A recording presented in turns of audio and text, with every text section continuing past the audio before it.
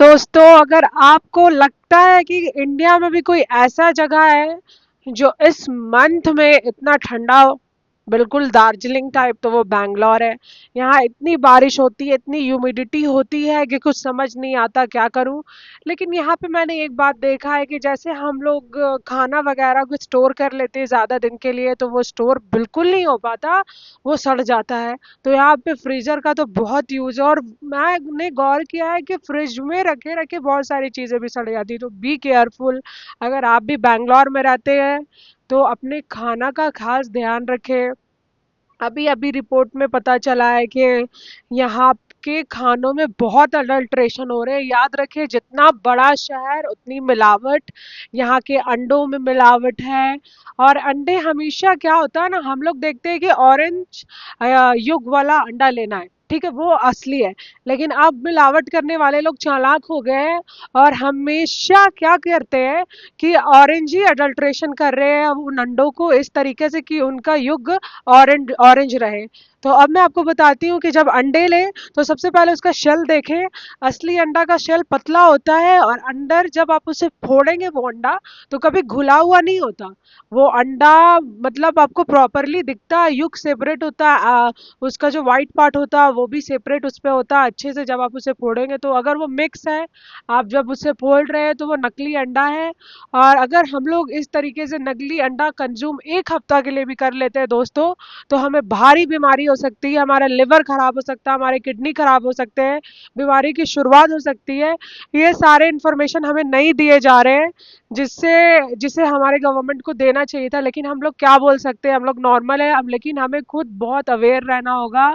क्योंकि बाहर का जो हम लोग खाना खा लेते हैं, कभी कभार केएफसी खा लिया, कभी रेस्टोरेंट में चले गए, बहुत मिलावट है। सब बोलते हैं एक दिन खा लिया तो क्या ही होगा, लेकिन ऐसा नहीं होता। हम बार बार खाते हैं, हम वीकली चले जाएंगे तो हमारे बॉडी में असर रहेगा ही, ऐसे नहीं खत्म होने वाला।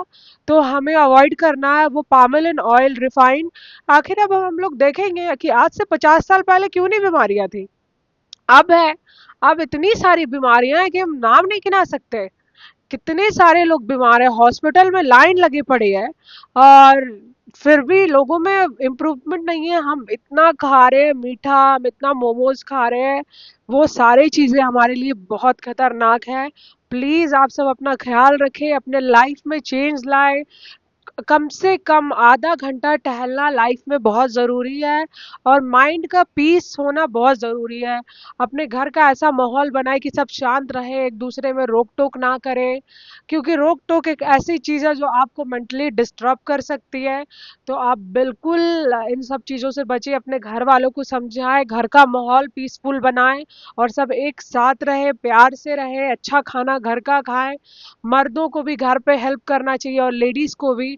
तो इससे ये नहीं कि आप सिर्फ हेल्प कर रहे हैं, अगर आप घर में के कामों में दिमाग लगाएंगे, आप बाहर से जब आएंगे फिर घर में इंसान का दिल लग रहा है, मान लीजिए सिर्फ बेडशीट चेंज कर दिया या फिर झाड़ू ही लगा दिया, तो इससे हमें एक अनकॉन्शियसली मोटिवेशन मिलती है और हमारे लाइफ में खुशी रहती है।